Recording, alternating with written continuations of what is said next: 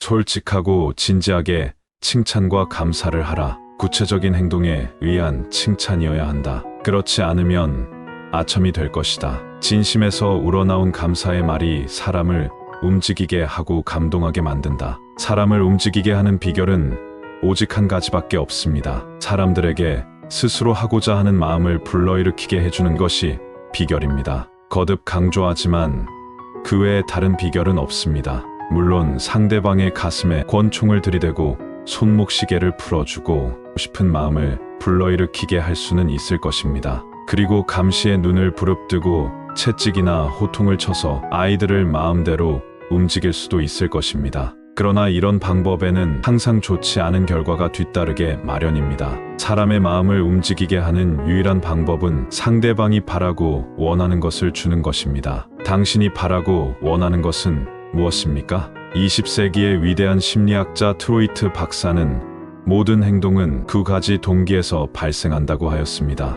즉 성적인 욕구와 위대해지고자 하는 사회적 욕망이 그것입니다. 미국의 저명한 철학자이며 교육가인 존 듀이 교수도 비슷한 말을 했습니다. 인간이 갖는 가장 근원적인 충동은 중요한 사람이 되고자 하는 욕망이라는 것입니다. 사람들은 과연 무엇을 원할까요? 원하는 것이 별로 없을 듯이 보이는 사람에게도 정말로 간절히 원하는 몇 가지는 있을 것입니다. 평범한 사람들의 경우 대개 다음과 같은 행복을 원할 것입니다. 건강과 장수, 음식, 수면, 돈 또는 돈으로 살 수 있는 것, 내세의 생명, 성적인 만족, 자손의 번영, 자기 자신의 중요성. 이상의 욕구는 대체로 충족시킬 수 있지만 이 중에서 하나만은 예외입니다. 이 욕구는 식욕이나 수면욕처럼 인간이 아주 옛날부터 추구해왔던 것이며 더구나 좀처럼 충족될 수가 없는 욕구입니다. 그것은 다름 아닌 자기 자신의 중요성입니다. 이것은 바로 트로이트 박사가 말한 위대해지고 싶은 욕망이며 듀이 교수가 언급한 중요한 사람이 되고자 하는 욕망입니다. 링컨은 어느 편지의 글머리에서 모든 사람은 칭찬 듣기를 좋아한다라고 쓴 적이 있습니다. 저명한 심리학자 윌리엄 제임스도 인간이 지닌 특성 중에서 가장 심오한 원칙은 다른 사람으로부터 인정을 받고자 하는 갈망이다라고 말했습니다. 여기서 제임스가 원한다든가 동경한다든가 하는 평범한 표현을 쓰지 않고 갈망한다고 말한 것에 주의하기 바랍니다. 갈망이란 인간의 마음을 끊임없이 흔들고 있는 타는 듯한 갈증을 말합니다. 타인에게 이와 같은 마음의 갈증을 올바르게 채워줄 수 있는 사람은 극히 드물지만 그것을 할 수 있는 사람이야말로 다른 사람을 자신의 마음대로 움직일 수 있습니다. 자기 자신의 중요성에 대한 욕구는 인간을 동물과 구별짓는 중요한 인간만의 특성입니다. 영국의 소설가 찰스 디킨스가 크리스마스 캐롤이라는 위대한 소설을 쓸 수 있었던 것도 19세기 영국의 유명 건축가 크리스토퍼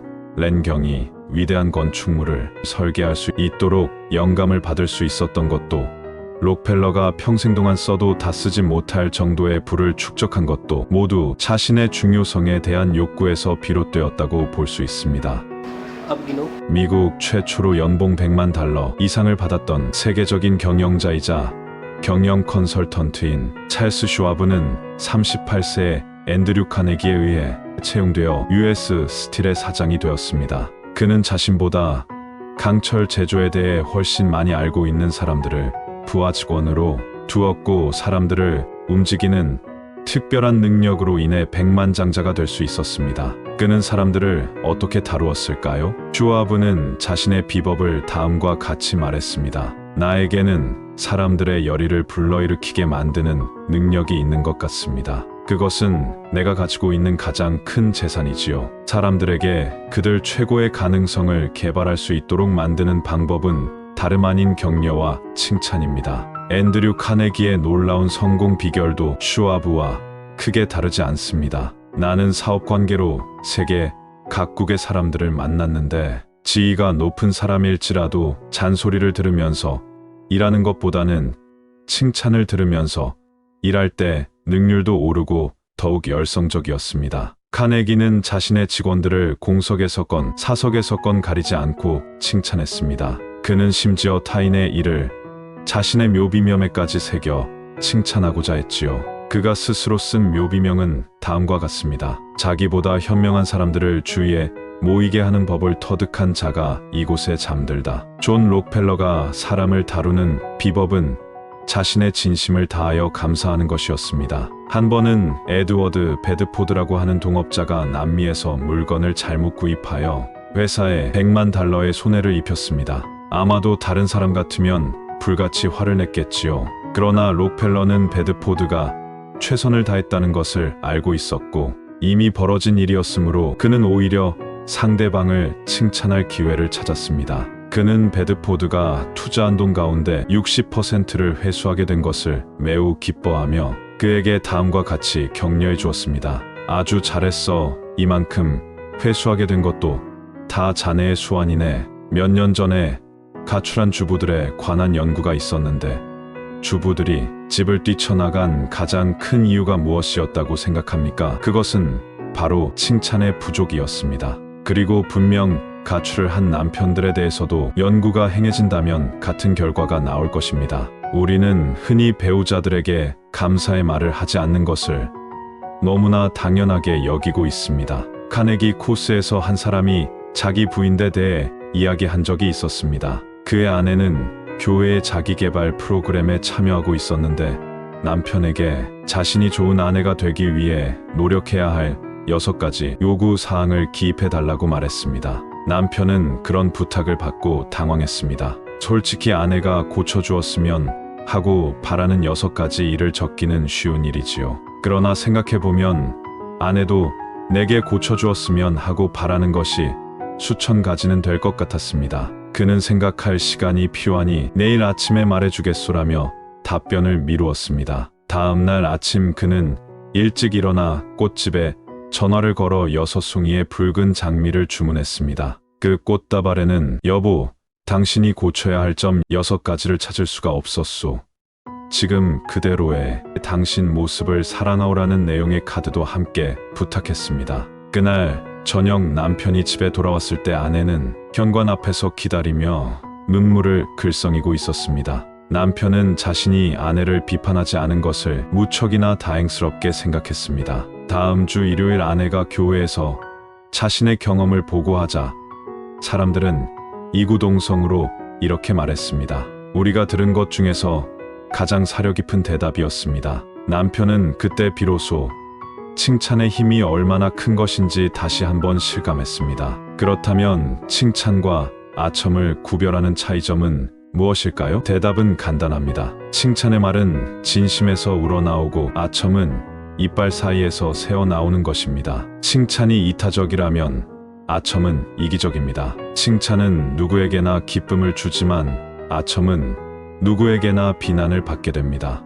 영국의 국왕 조지 5세는 버킹엄 궁전의 서재에 6개조로 된 금원을 걸어놓고 있었습니다. 그 중 하나가 싸구려 칭찬은 하지도 말고 받지도 말라는 것이었습니다. 아첨은 바로 값싼 칭찬입니다. 만약 아첨으로써 모든 일이 해결된다면 누구나 아첨하기를 좋아할 것이며 세상은 온통 사람을 잘 다루는 비법을 알려주는 인간관계 전문가들로 가득하게 될 것입니다. 인간은 특별한 문제에 몰두하고 있을 때 외에는 대부분 자기 자신에 관해 생각하면서 시간의 95%를 소비합니다. 여기서 잠시 자신의 일은 접어두고 다른 사람의 장점을 생각해보면 어떨까요? 타인의 장점에 대해 생각하기 시작한다면 값싼 아첨 따위는 하지 않아도 될 것이니까요. 에머스는 이렇게 말했습니다. 내가 만난 모든 사람들은 어떤 면에서는 나보다 우수한 사람들이며 그 점에서 나는 누구에게서나 배운다.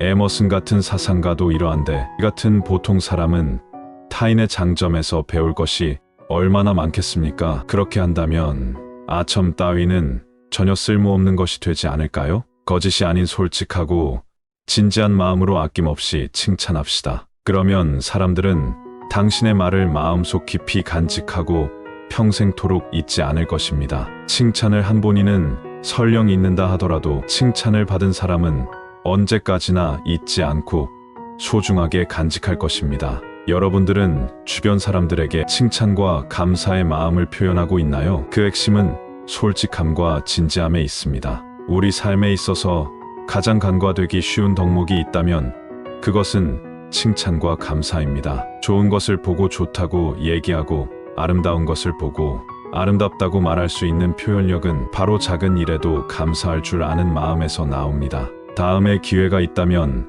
레스토랑에서 최고의 요리였다고 칭찬을 해보세요. 또는 어떤 직원이 당신에게 보기 드문 친절을 베풀었을 때 그것을 칭찬해 주세요. 동료가 프로젝트를 성공적으로 마쳤을 때 그것을 진지하게 인정해 주세요. 정말 잘했어. 역시 당신밖에 없어. 난 널 믿어. 사람들은 그런 칭찬과 감사, 인정의 말들을 가슴 깊이 오래도록 간직할 거예요. 아마도 소중한 보석처럼 말이죠. 당신은 이미 잊어버린 일조차도 지금까지 살아오면서 어떤 말을 들었을 때 가장 기분이 좋았는지 한번 생각해 봅시다. 칭찬은 글로써 말로써 행동으로 나타낼 때 길을 북돋워 줍니다. 장미꽃을 전해준 사람의 손에는 항상 장미향이 남아있다. 이는 서로 의지하며 화합하는 것을 의미합니다. 매월 2일에는 솔직하고 진지하게 칭찬하면서 감사하는 시간을 가지세요. 칭찬을 할 때는